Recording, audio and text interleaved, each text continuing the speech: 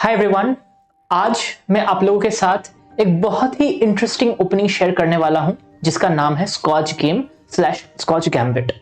आई hope ये opening आपको बहुत अच्छा लगे and you will realise that this is played in a number of different games. काफी हायर लेवल टूर्नामेंट्स में भी ये ओपनिंग जो है वो खेला जाता है। It is full of tips and tricks, तो आपको बहुत मजा आने वाला है। So definitely watch this video till the very and. तो ये जो स्कॉच जो गेम स्लैश गैम्बिट है, ठीक है, तो पहले तो मैं आपको ये बताना चाहूंगा कि स्कॉच गेम और स्कॉच गैम्बिट में डिफरेंस क्या है, right. So gambit is basically any opening जहां पे व्हाइट और ब्लैक कोई मटेरियल जो है वो लाइक गवा देते हैं, राइट। कोई मटेरियल सैक्रिफाइस करते हैं, generally it's a pawn, right. Sometimes in very rare cases it can be a piece as well. तो वो सैक्रिफाइस करने के बाद like white और black claim करता है कि like I will get a lot of compensation, right, in terms of positional play, in terms of like piece activity, मेरे को काफी compensation मिलेगा, using which I will be able to win the game, right. So this is the concept of a gambit, right. इसको एक gambit बोलते हैं। तो scotch game में क्या होता है कि there is no like sacrifice of material as you will see on the board. But yeah, like in Scotch Gambit, there is like one pawn that is sacrificed, and हम ये देखेंगे कि उसके थ्रू कितने tips and tricks open हो जाते हैं। So let's dive deep into this. So I will show you Scotch from Black's perspective, right? क्योंकि मैं Scotch के अगेंस्ट खेलना बहुत ज़्यादा पसंद करता हूँ, right? That does not mean कि Scotch आप White से नहीं खेल सकते हो। मैं White और Black दोनों के आइडियाज ही बताने वाला हूँ इधर, right? एंड डेफिनेटली लाइक मेरा पर्सनल लाइक चॉइस है ये कि मैं लाइक स्कॉच को ब्लैक से खेलना पसंद करता हूँ, but you can definitely try playing it with white as well. There are no issues with that. So white starts with E4, right. आपको अगर गायको पियानो राइलोपेस के जो वीडियोस है वो आप अगर देखे होंगे मेरे, तो यू नो कि why E4 is played. I have like you know made it very clear regarding piece activity and why like regarding centre control as well, right. तो E4 पे black generally responds with E5, right, in this kind of lines. Knight to F3, knight to C6. यहाँ पे if you remember bishop to C4 अगर खेला जाता है तो it's गायको-पियानो, bishop to B5 अगर खेला जाता है तो it's राइलोपेस। यहाँ पे D4 is played in Scotch, right? तो D4 खेलने के पीछे क्या like आइडिया है व्हाइट का, right? तो obviously first of all it is center control, right? Centre पे एक पॉन प्लांट कर रहे हैं, E5 वाला स्क्वायर के ऊपर प्रेशर डाल रहे हैं। If black does not do anything, let's say if black plays a move like this pawn can be captured very easily, right. Along with that ये bishop के diagonal खोल रहे हैं, right. Unlike in गायको piano wherein we like you know first plan C3 then plan D4, Scotch is a more aggressive like you know opening, right. वो गायको piano की तरह wait नहीं करता, वो directly center पे attack करता है, right. And even if let's say we capture back with the pawn, obviously the knight can capture back, right. So center control बहुत बढ़िया रहता है। So that is why D4 is played, right? And generally the response from black in this particular position is E takes D4, right? Challenging the center. अगर एक pawn मिल रहा है, the best way to defend this particular pawn is to capture this pawn. यहाँ पे white के पास दो options होते हैं and which like you know differentiates Scotch game and Scotch gambit, right? पहले हम Scotch gambit की बात करते हैं because it's more interesting, it's more spicy. Bishop to C4 खेला जाता है। तो आप बोलोगे सर क्या हो रहा है, pawn दे दिया, ठीक है, सेंटर में, तो फिर अभी सेंटर कंट्रोल भी थोड़ा बहुत चला गया। What is the like you know reason for playing this move? The reason is to gain more development, right? तो अभी आप एक बार काउंट कर लो कि व्हाइट के पास कितने पीसेस डेवलप हो गए with this particular move. Knight developed है, बिशप डेवलप्ड है, एंड अभी व्हाइट कैसल कर सकता है। ब्लैक के पास कितने पीसेस डेवलप्ड है? Knight to C6, right. तो आप बोलोगे सर अभी ब्लैक का मूव है तो ब्लैक कोई पीसेस डेवलप कर सकता है, right. You have to be very careful here, right? Because gambit lines are generally always filled with tips and tricks. ठीक है, तो आपको बहुत carefully खेलना होगा। The correct move here is to play knight to F6, and this is an engine recommended move as well, right? Notice कि हम ये pawn को बचाने की कोशिश नहीं कर रहे हैं, because if you want to save this pawn by playing bishop to C5, you are going to end up in a lot of trouble, right? And ये मेरे साथ भी हुआ है कुछ टूर्नामेंट्स पे, ठीक है। तो डेफिनेटली मैं आपको बोलना चाहूंगा कि आप बहुत ध्यान से ये पर्टिकुलर चीज को देखो। Bishop to C5 is not a good move and I will tell you exactly why. Because of this particular move knight to G5, अभी ये F7 स्क्वायर में अटैक आ रहा है, right. Obviously you can not play F6, you can not play D5 क्योंकि D5 पे भी like इधर double pressure है, राइट। तो ये पॉन सिंपली कैप्चर हो जाएगा। The only way you can probably defend, there are two ways to defend and both have the same demerit, right? Probably the most lucrative way जो आप बोलोगे कि sir this is not a problem at all, ये d4 वाला square जो है, d4 वाला pawn जो है वो तो डिफेंडेड है, अभी क्वीन इसको कैप्चर कर नहीं सकता, ठीक है। तो I can play this move knight to e5, right, which defends the f7 square as well as attack this particular bishop, right? And you might think that this is a really good move, right? But there is a problem here, right? And the problem is an excellent sacrifice. I want you to find it, like, please, like, pause this video for a couple of minutes and try to find out what should be the move here for white. The move here for white is an excellent sacrifice, knight takes f7, right? तो knight takes f7 में क्या होता है? It's a fork, right? अभी queen भी attacked है, रुक भी अटैक्ड है, right. If you don't do anything about this, you are going to lose इधर अ रुक और अ क्वीन, उधर से गेम आपका लॉस्ट हो गया मटेरियली, आप बहुत डाउन हो जाओगे। अलॉन्ग विद दैट आपका किंग साइड बहुत ज्यादा एक्सपोज्ड हो जाएगा, you do not have enough compensation, so definitely आपको ये नाइट कैप्चर करना पड़ेगा विद दिस पर्टिकुलर नाइट। तो आप बोलोगे इसीलिए तो 95 खेले थे, राइट? तो इधर बिकॉज ऑफ द सैक्रिफाइस अभी तो नाइट चला गया, तो अभी व्हाइट कर क्या रहा है? पहले एक पॉन दे दिया, फिर अभी एक नाइट दे दिया, ठीक है। So what is going on? Bishop takes f7 check, king takes f7 and उसके बाद voila queen to h5 check, right. यहां पे क्या होता है कि there is this is a double attack, right. अगर आपको याद होगा, this is a perfect example of a double attack. There is a check, right, and there is also it's kind of a fork, right. ये bishop भी already attacked है because through this particular check, and if you think about it, there is no way in which this check can be prevented and at the same time this bishop can be saved, right? Which means in this particular move white is winning a piece for sure. Black के लिए क्या options है? या तो आप g6 खेल सकते हो, right? या फिर आप king f8 खेल सकते हो। g6 is still slightly more preferred, but queen takes c5 के बाद ये pawn बहुत ही weak है, right? अभी आप एक बार pawn गिन लो, 1 2 3 4 5 6 7, 4 plus 3 7, ठीक है। And this particular pawn is going to fall very soon because there is no proper defense. ये pawn को defend करने के लिए बहुत अच्छा कोई तरीका नहीं है black के पास। Black can obviously try to play queen f6, but then black के king बहुत ज़्यादा exposed है। White will simply castle here, right? And then after that slowly build pressure on the d pawn. कोई जल्दबाजी नहीं है, ठीक है, because the dark squared bishop is not there to protect this particular pawn. Slowly इसके ऊपर pressure build होगा and eventually this pawn is going to fall and there is a good chance that black might end up losing this game. So it is very important for players with black not to make the bishop c5 mistake, right? So in this particular position we establish कि bishop c5 is not the correct move, right? तो फिर black को खेलना क्या चाहिए? black को खेलना चाहिए knight to f6, right? तो आप बोलोगे सर इधर knight takes d4 आ सकता है, बिल्कुल आ सकता है, राइट। अभी knight takes d4 में इशू ये है कि knight e4 is also a possibility, right? Whether you should play it or not is something that you should calculate, right? यहाँ पे queen f3 आ सकता है, queen e2 आ सकता है। Generally in this position white is not going to capture this pawn back, ठीक है, because white के पास और एक lucrative move है e5, right? So white plays this move e5, right, to obviously black को परेशान करने के लिए कि black के knight को अभी वापस move करना पड़ेगा, right? And also is to gain some space advantage, right? So here the best move for black is the stunning d5, right? तो आप बोलोगे सर knight इधर चला जाएगा, तो why are we not moving the knight? What we are doing is we are countering an offense with another offense, right? We are just playing it d5, right? यहाँ पे n% is not a good move, ठीक है, चाहे कितना भी tempting लगे आपको, because bishop takes d6 आ जाएगा and there is going to be here black is desperately looking for development, right? And d5 से क्या होता है कि स्पेस थोड़ा सा बढ़ जाता है, सेंटर कंट्रोल आ जाता है, बिशप के डायगोनल्स खुल जाते हैं, right? So black has some breathing space, right? e takes f6 is not really a good move because then there is d takes c4, ठीक है। उसके बाद you can try to take the pawn here, right? bishop takes, but here this position is actually, आपको लग नहीं रहा होगा, but this position is actually better for black because आप कुछ भी करो यहाँ पे अगर आप कैसल करते हो, because this rook file has opened up, right? Black wouldn't even bother castling here. Rook g8 में लाएंगे, सीधा अटैक करना स्टार्ट कर देंगे, ठीक है। Along with that, materially also we should be doing good as black. There are 7 pawns and none of these pawns I would say are very weak, right? Because ये बहुत ही advanced positions पे है and there is very good coverage of the two bishops, right? दो bishop है, दोनों bishop बहुत अच्छे well coordinated लग रहा है मेरे को, so this is actually a very good position for black. Which is exactly why in this position e takes f6 खेला नहीं जाता है। white plays bishop to b5, right?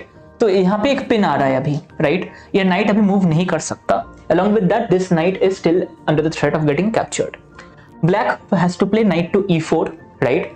ये knight के लिए एक बहुत ही अच्छा आउटपोस्ट है, right?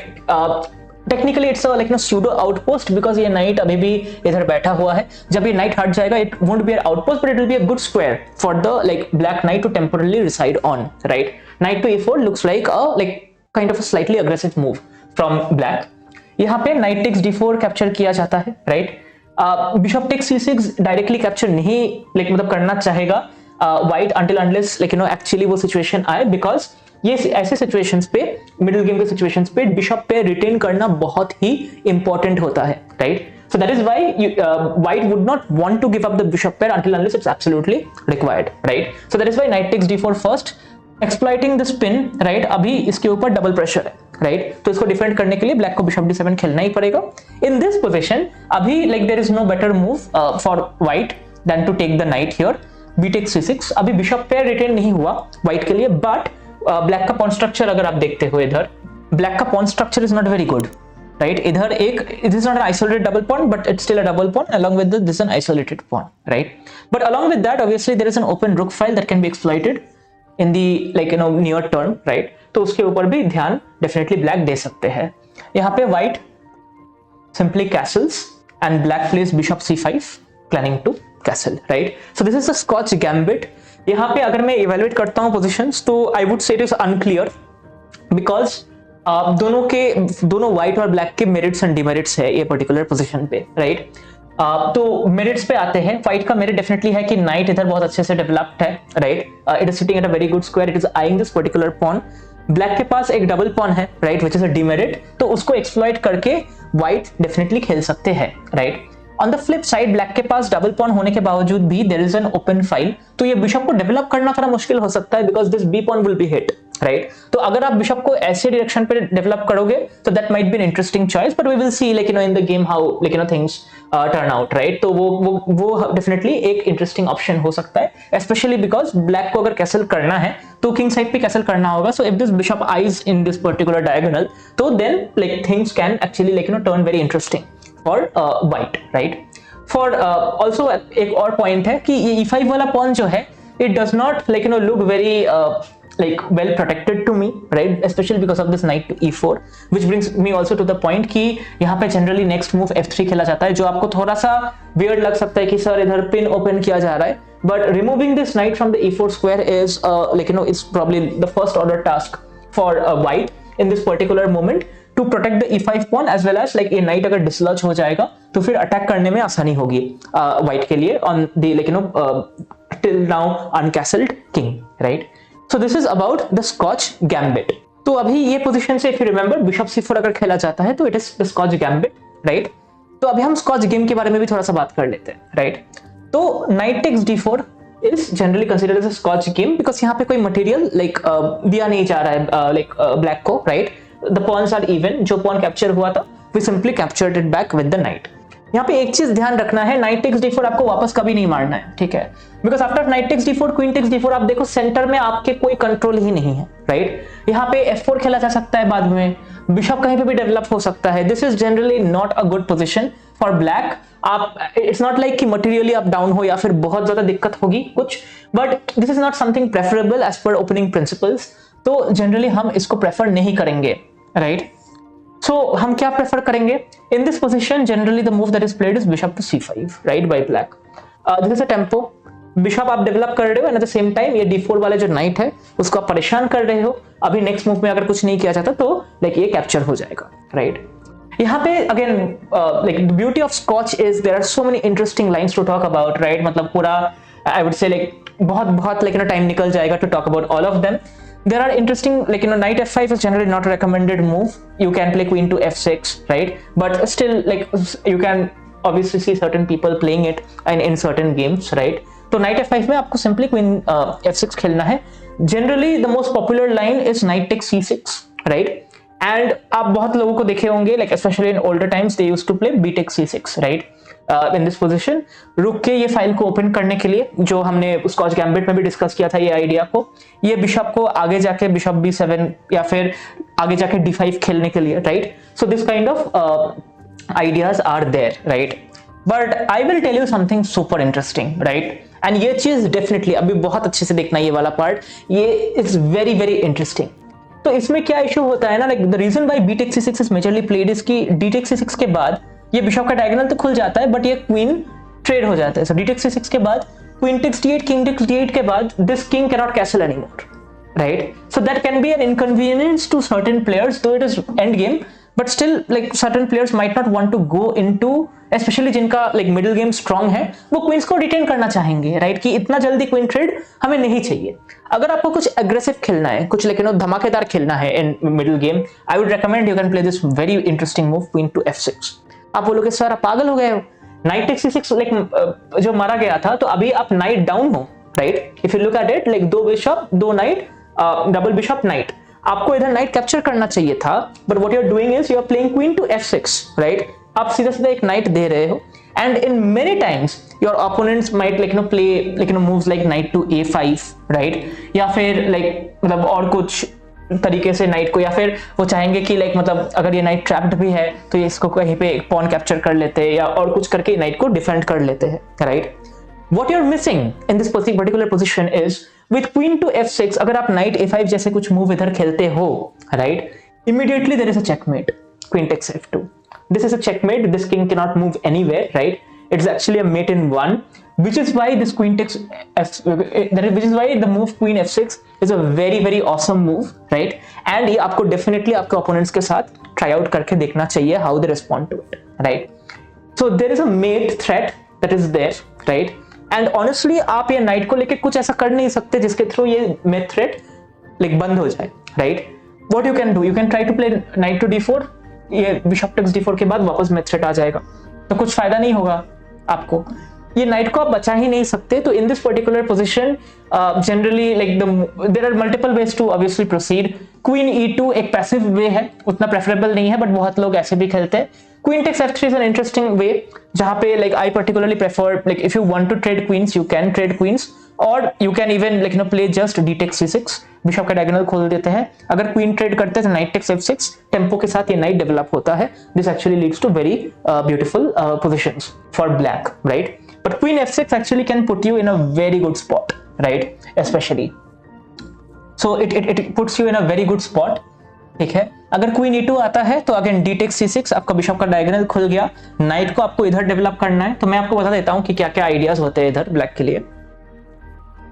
तो ऐसे सिचुएशंस में जनरली अगर आप क्वीन f6 खेलते हो तो आपको ये नाइट ये f6 वाला स्क्वायर पे डेवलप नहीं हो सकता, राइट? जनरली नहीं होता है। तो you can play knight to e7, right? And then bring the knight to g6, this will give you a very solid king side foundation. उसके बाद आपके पास d takes c6 के बाद if you want to develop the bishop, depending on कौन से side पे white castle कर रहे हैं, you can also think about long castling ideas, right? ये जो आइडियाज है ये भी आप इंप्लीमेंट कर सकते हो। व्हाइट के लिए ये मेड बचाना एक प्रायोरिटी होगा। काफी टाइम्स वो f3 खेल सकते हैं, like instead of queen e2 अगर f3 खेलते हैं तो आपका ये बिशप किलर बन जाता है काफी, ठीक है? व्हाइट को ये बिशप e3 खेल के, क्वीन इधर रख के बिशप e3 खेल के डेफिनेटली ये बिशप को ट्रेड करना ही पड़ेगा। बट द इशू इज कि b2 वाला पॉन जो है वो वीक है, आप बिशप आगे लेके आओगे तो ये b2 वाला पॉन चला जाएगा। That is why c3 is played first and then bishop e3 ideas are tried by white, ठीक है? बहुत इंटरेस्टिंग है, बहुत सारे डिफरेंट लेकिन वैरायटी ऑफ अटैक्स इधर आ सकते हैं। आपको बहुत केयरफुली खेलना है when you are playing the queen f6 game, but yes it is a very interesting choice। आपको डेफिनेटली ये as black खेल के देखना चाहिए। I hope आपको बहुत सारी चीजें सीखने को मिला from this particular video। Please let me know if your opponent plays Scotch, or as white also if you want to play Scotch, let me know if this video has actually helped you out। I will share more games on Scotch in my upcoming videos, so please don't forget to like this particular video, subscribe this particular channel to get notified about any interesting lines, any interesting grandmaster games जो Scotch के ऊपर खेला गया है। I'll definitely share those as well with you, and along with that please share this video with your friends जो Scotch खेलते हैं या फिर जिनको अपना जो opening repertoire है उसको expand करना है। Thank you so much, we will meet once again in an upcoming video।